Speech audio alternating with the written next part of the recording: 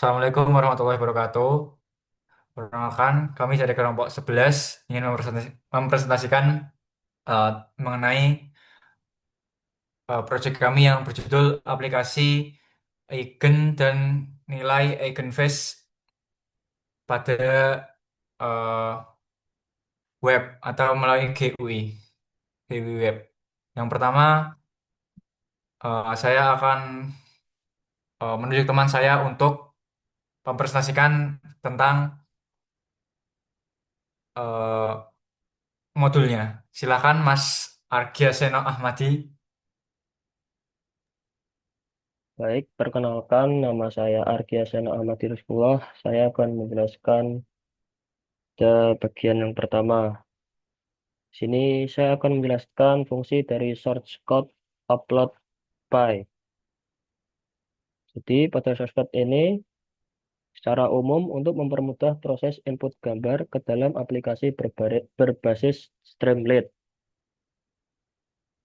Yang pertama, di dalam script ini ada dua fungsi utama. Fungsi pertama yaitu input dataset path. Fungsinya untuk meminta pengguna memasukkan lokasi atau path folder yang berisi banyak gambar, biasanya sebagai dataset. Jadi, nanti program akan mengecek apakah folder itu benar-benar ada, dan kalau iya, akan dilihat apakah ada gambar di dalamnya. Kalaupun ada, akan muncul informasi jumlah gambar yang ditemukan, dan beberapa nama filenya juga bisa ditampilkan. Lalu fungsi yang selanjutnya adalah fungsi upload test image. Nah, di sini fungsinya untuk mengunggah satu gambar secara manual dari komputer. Biasanya ini dipakai untuk melakukan uji coba atau prediksi terhadap satu gambar saja. Jadi pada intinya fungsi ini dibuat untuk menyiapkan data gambar bisa satu persatu atau banyak sekaligus yang nantinya akan diproses. Misalnya untuk klasifikasi gambar, deteksi objek, atau tugas-tugas machine learning lainnya.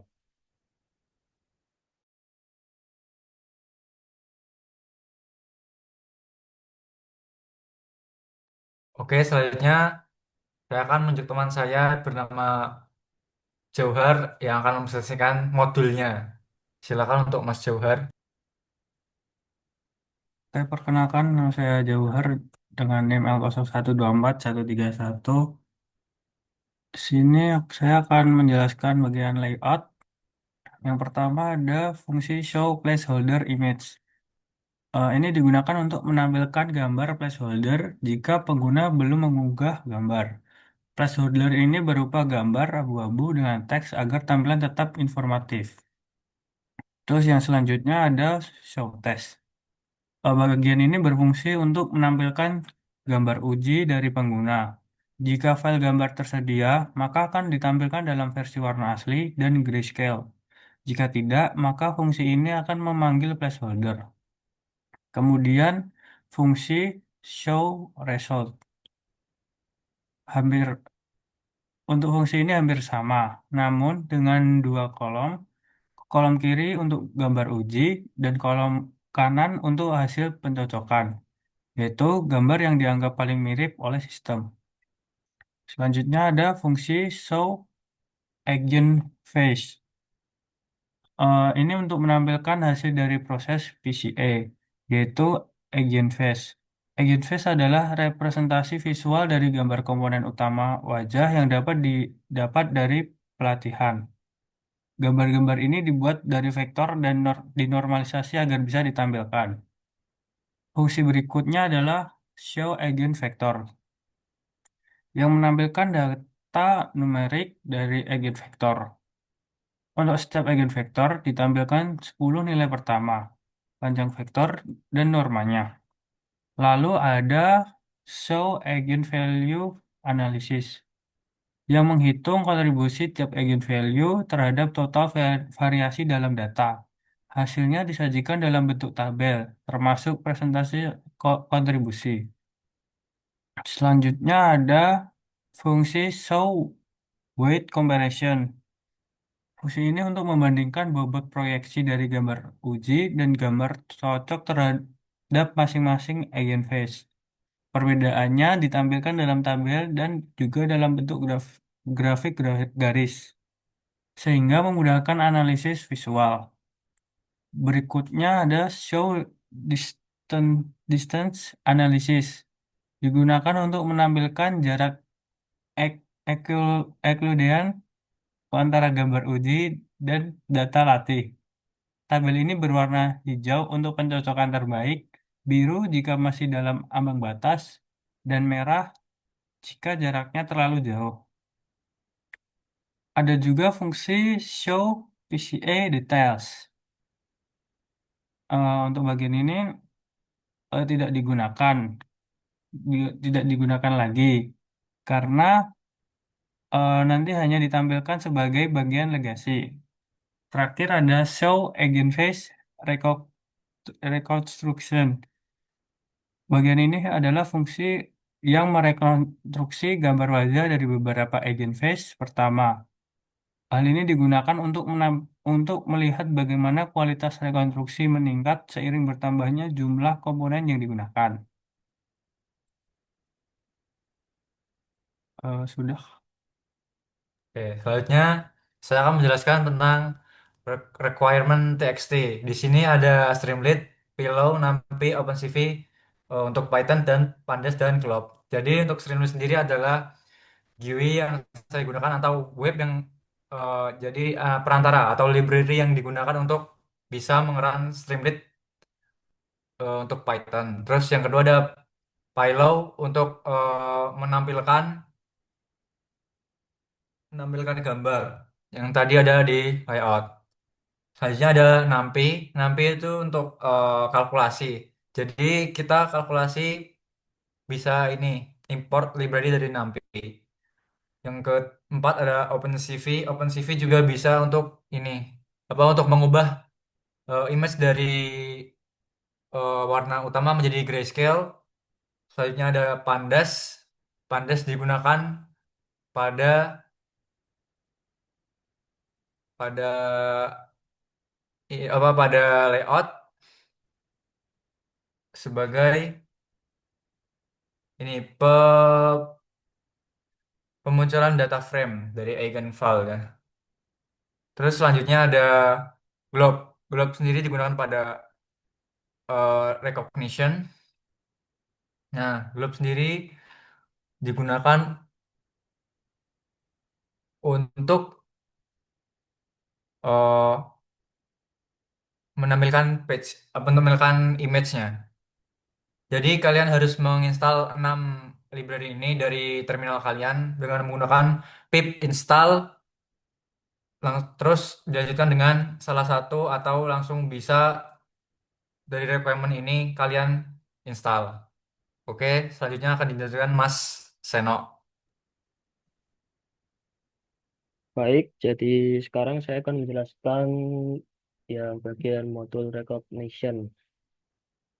Di secara garis besar, script ini digunakan untuk melakukan pengenalan wajah menggunakan pendekatan eigenface. Jadi kita ambil fitur dari wajah, lalu bandingkan dengan data latih untuk mencari kemiripan. Fungsi utamanya disebut recognize face, yang memproses satu gambar uji dan mencocokkannya dengan dataset wajah yang ada dalam satu folder. Kemudian langkah-langkah umum yang dilakukan oleh script ini. Yang pertama yaitu membaca dan memproses semua gambar dalam folder. Jadi gambar akan dipotong bagian wajahnya jika terdeteksi wajah, kemudian diubah ke grayscale dan diubah menjadi array numeric. Kemudian yang kedua menghitung eigenface. Program menghitung main face lalu menggunakan metode PCA atau Principal Component Analysis manual melalui perhitungan eigenvalue dan eigenvector untuk mendapatkan ciri khas utama wajah yang disebut eigenface. Kemudian yang ketiga, menghitung bobot setiap wajah dalam dataset. Jadi setiap gambar dalam dataset diubah menjadi vektor bobot berdasarkan eigenface. Kemudian yang keempat, yaitu membaca gambar uji atau test image. Jadi gambar ini juga diproses seperti sebelumnya, yaitu dipotong wajahnya, diubah ke grayscale, kemudian diubah menjadi array dan dihitung bobotnya. Selanjutnya, yang kelima, mencocokkan wajah uji dengan dataset. Pada bagian ini, semua bobot wajah dibandingkan menggunakan jarak Euclidean dan dicari wajah yang jaraknya paling kecil, yang artinya wajah yang paling mirip. Kemudian, yang keenam untuk output hasilnya. Jadi, outputnya berupa yang pertama yaitu nama gambar yang paling mirip, kemudian gambar yang cocok, waktu proses, data eigenvalue dan hasil analisis jarak. Yang terakhir yaitu status, apakah cocok atau tidak, berdasarkan ambang batas tertentu. Jadi secara umum fungsi dari script recognition ini yaitu sebagai pengenalan wajah sederhana berbasis eigenvalue yang bisa digunakan untuk mengenali atau mencocokkan wajah dengan gambar yang ada di dataset. Ya, silahkan dilanjutkan. Oke, terima kasih Mas Eno. Selanjutnya akan dilanjutkan oleh Mas Johar. Oke, selanjutnya ada Airmain. Untuk pertama-tama, beberapa library dan modul diimpor, termasuk stream limit serta fungsi-fungsi dari upload, upload, layout, dan recognition. Di sini, file layout digunakan untuk menampilkan visualisasi antarmuka, sedangkan recognition menjalankan proses pengenalan wajah. Eh, Aplikasi dimulai dengan mengatur konfigurasi halaman melalui set page, set page config, lalu ditampilkan judul dan garis pemisah dengan si HTML Markdown. Kemudian, layout halaman dibagi menjadi dua kolom. Kolom pertama digunakan untuk input dan kolom kedua untuk menampilkan hasil analisis. Di kolom pertama, pengguna diminta memilih folder dataset dan mengunggah gambar uji. Terdapat slider untuk memilih nilai threshold pencocokan. Semakin rendah nilainya, semakin ketat pencocokannya. Ada bagian calculation info. Eh, ini berguna untuk menampilkan informasi tentang perhitungan yang dilakukan seperti eigenvalue, eigenvektor, proyeksi vektor, hingga jarak Euclidean.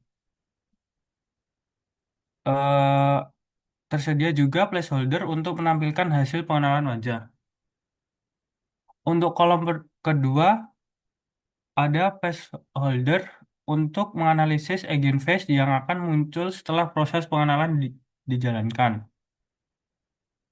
Jika dataset dan gambar uji tersedia, maka sistem akan menjalankan proses pencocokan wajah di dalam block with spinner yang menampilkan animasi pemrosesan. Fungsi utama yang digunakan adalah recognize face. Dari recognition, fungsi ini akan mengembalikan nama wajah yang cocok, gambar hasil pencocokan, waktu eksekusi data eigenface lengkap, status apakah gambar cocok atau tidak, dan, dan nilai jarak antar gambar. Setelah itu, kolom pertama akan menampilkan hasil. Untuk yang pertama, jika cocok, tampil akan menampilkan match dengan nama dan jaraknya. Untuk yang kedua, jika tidak cocok, akan menampilkan no match found dan nama kandidat terdekat. Gambar uji dan gambar hasil pencocokan juga ditampilkan berdampingan.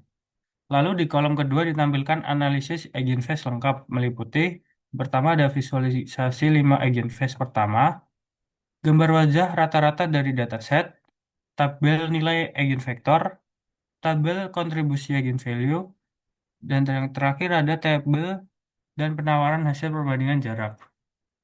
Jika terjadi kesalahan selama proses, akan muncul pesan error dan hasil tidak akan ditampilkan. Terakhir, jika pengguna belum mengunggah dataset atau gambar uji, maka aplikasi akan menampilkan placeholder gambar eigenface dan memberi info bahwa file belum lengkap.